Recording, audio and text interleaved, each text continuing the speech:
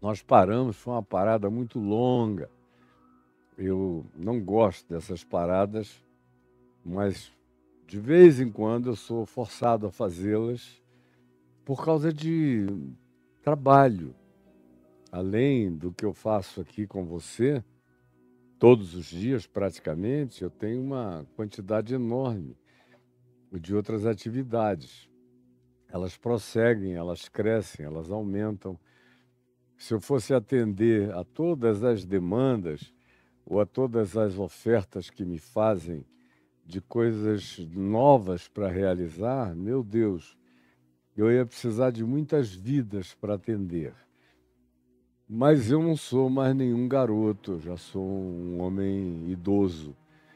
E a minha fila é sempre a preferencial, aquela dos velhos, cadeirantes, idosos. A marquinha é a da bengala, embora eu possa não parecer exatamente assim, mas é aí, nesse nível etário que eu e minha mulher já chegamos já faz tempo. E é daqui para frente. Então, cada dia mais, eu faço o possível para afunilar. Por exemplo, nessa viagem, eu tive oportunidades lindas de coisas que me foram oferecidas, enormes, super tecnológicas, algumas delas, outras fantasticamente lindas e elaboradas para eu usar de graça e à vontade. Mas eu teria que mudar de volta para o Rio de Janeiro. E, honestamente, nós temos 3 filhos, Adriana e eu, morando no Rio, e eu tenho 2, e ela tem um. Nós somos um, eu e ela, então nós temos 3. E temos 3 netinhos, 4 netinhos agora. Uma delas é a Helena, que morava aqui com a gente, adulta, casada, independente, totalmente, mora em Angra dos Reis. E, e 3 netos sob os cuidados paternos. E a Giovana e o Theo, que são ainda 8 e 2 anos de idade, nessa faixa, e o meu netinho Heitor, que mora em Niterói, em São Francisco, com meu filho Davi, minha nora Tatiana, e que já é um garoto lindão, alto, comprido, tá? Um gato de 13 anos. Então a gente vai, tem todas as razões para irmos lá, sobretudo e antes de tudo, além dos muitos amigos queridos e especiais, é para ver os filhos e os netos. Mas mesmo isso não é motivação bastante para nós dois querermos sair daqui. A minha mulher, por exemplo, mesmo vendo todas essas coisas, eu também falo, olha, pelo amor de Deus, vamos continuar no nosso ninhozinho, no nosso cantinho, onde a gente já está, vai fazer 20 anos. E essa casa já é o lugar onde, por mais tempo, eu vivi continuamente num lugar. Eu já vivi em vários lugares, já habitei muitas casas, já construí casas, já vendi casas. Agora, o lugar onde eu fiquei mais tempo até aqui, contínuo, foi aqui, em Brasília, nesta casa, nesse jardim que não existia. Cada plantinha aqui fui eu que plantei, cada galinho, cada trepadeira, a atração para os animais, as fontes que eu construí, conectei, para elas ficarem aí chamando o bicho com esse barulhinho gostoso. Enfim, o último tempo da nossa jornada humana até aqui, nós vivemos nesse canto. Criamos netos aqui que já são adultos, como a Helena, como o Matheus, que já é um homão forte e parrudo, como a Larinha, que já é uma mocinha linda e gatinha, e como os que moraram aqui com a gente, desses netos que nasceram ou viveram desde criança aqui conosco.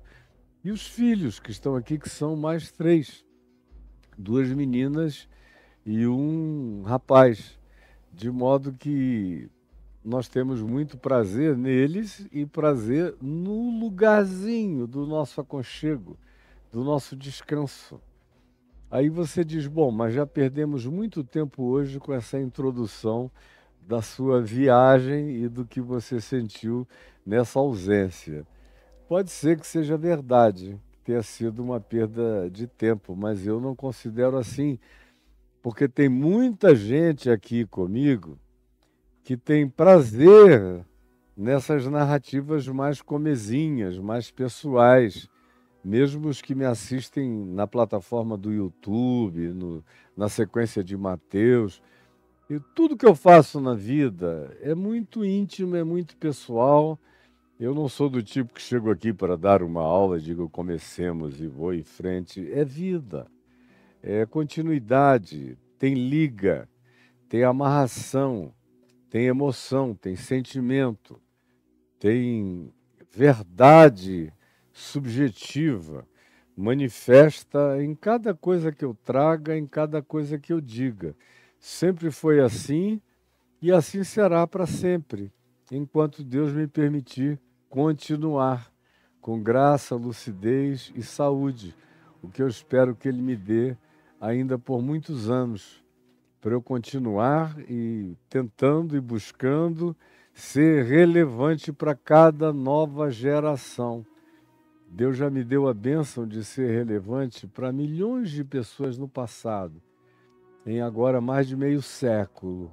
E eu espero que Ele ainda me dê a graça de adentrar os anos e décadas por vir com a relevância do Evangelho imutável, que nunca perde seu prazo de validade.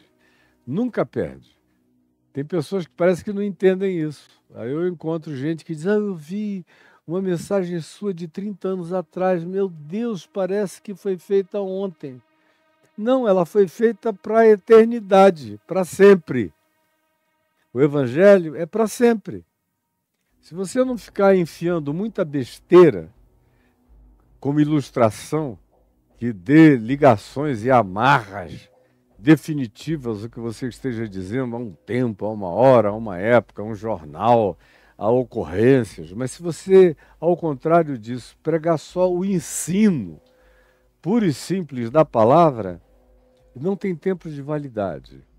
Eu estava dizendo a uma pessoa outro dia em São Paulo, olha, você que ainda é jovem, com um potencial de saúde enorme, eu vou partir, eu vou para a eternidade, eu vou ao encontro do grande amor da minha vida, que é o Senhor, e você vai continuar aqui e vai se servir de tudo que eu estou dizendo, falando, vai usar, vai fazer crescer na sua vida, vai aplicar.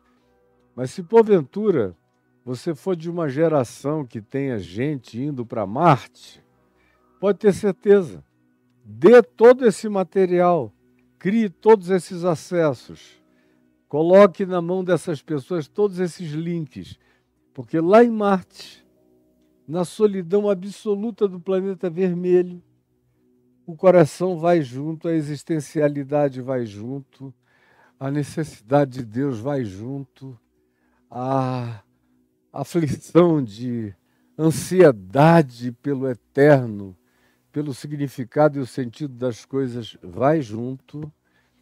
E em qualquer lugar, seja aqui, seja em Júpiter, seja em qualquer lua de Saturno, seja fora do sistema solar, seja em outra galáxia, se for o ser humano que vá, essa palavra de compaixão, de graça, de misericórdia, de autocontrole, de alegria no Espírito Santo, de capacidade de se conter, de não se vingar, de pensar melhor, de exercer sabedoria. Todas essas coisas serão perenes, ainda que a gente esteja cercado de androides inteligentes. Elas serão eternamente perenes para cada um de nós, porque a alma humana não é pós-moderna e a alma humana não é pós-tecnológica. A alma humana carrega na sua essência uma primitividade intrínseca e essencial. podem mudar um monte de aparatos ou haver até desenvolvimentos neurais e sinapses novas que a gente faça, provocações diversas do elemento tecnológico ou dos fatores de natureza ambiental ou mesmo educativos que nos venham a ser colocados ou até impostos. No entanto, a tua alma vai continuar com o mesmo clamor do Salmo 42, como a corça que suspira pela corrente das águas. Assim por ti, ó Deus, suspira a minha alma. A minha alma tem sede de Deus. Diz o salmista, do Deus vivo. Quando eu irei e me verei perante a face de Deus, isso aí é inapagável, isso é inafastável, isso é eterno, isso é para sempre. E bem-aventurado é quem não tem a presunção de pensar diferente, mas faz a conclusão sensata de entender que é assim, e assim será, e não vai mudar.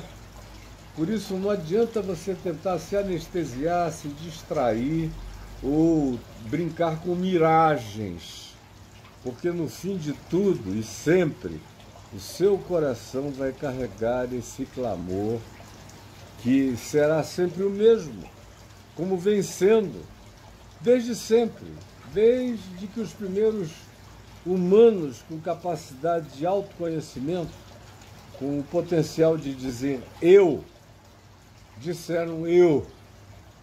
Desde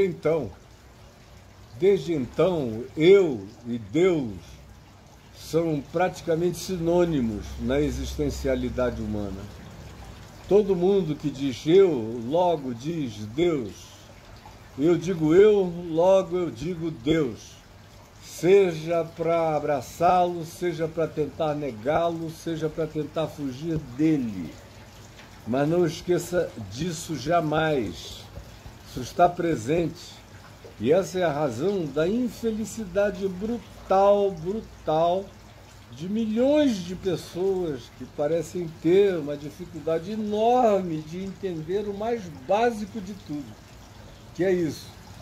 E enquanto essa basicalidade não é processada, entendida e abraçada por nós, a única garantia que eu posso dar a você é de uma grande infelicidade, de profunda ansiedade, de busca insolucionável e de ausência de contentamento presente no ser resfolegante que não sabe nem por que resfolega e nem à procura do que esteja ou está. E na realidade é esse vazio que Solzhenitsyn, que vocês dessa geração nunca ouviram falar, mas foi um pensador,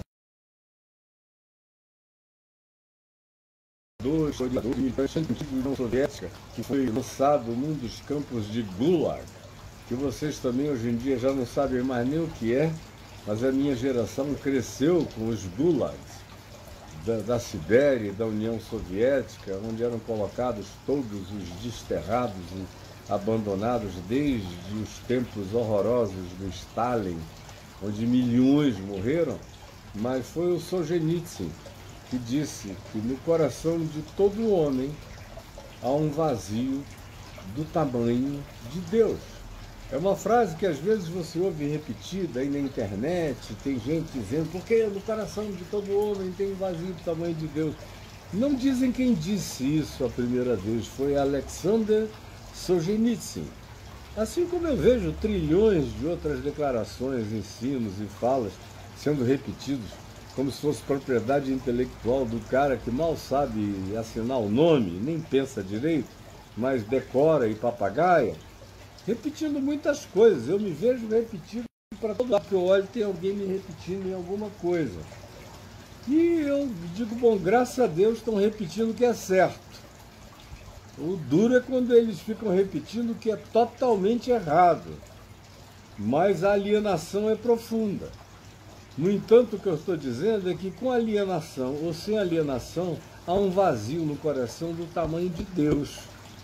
Isso é preenchido por Deus mesmo, não por religião, por crenças no espírito, em verdade, invocado, guardado, aninhado, amado, orado, confessado, de nós para nós, em nós mesmos, no nosso coração, antes de ser um grito, um testemunho, uma confissão para fora, sendo todavia uma realidade plantada dentro de nós para dentro e nutrida dentro de nós com fé, todo dia, com esperança que se renove todos os dias, com amor com o qual a gente o faz renovar-se pela prática dele, amando, como escolha, como decisão, como escolha de ser alguém que decide as decisões que só podem ser feitas com as categorias, os critérios, os entendimentos e as referências do amor. Se não for assim, o vazio é constante, é pereno, não tem dinheiro que entupa esse buraco, não tem nenhum tipo de ilusão, de projeção, de proposta, de tapeação que tapeie você para sempre. O coração acorda e diz: não, eu não aguento mais, eu preciso do que seja essencialmente verdadeiro.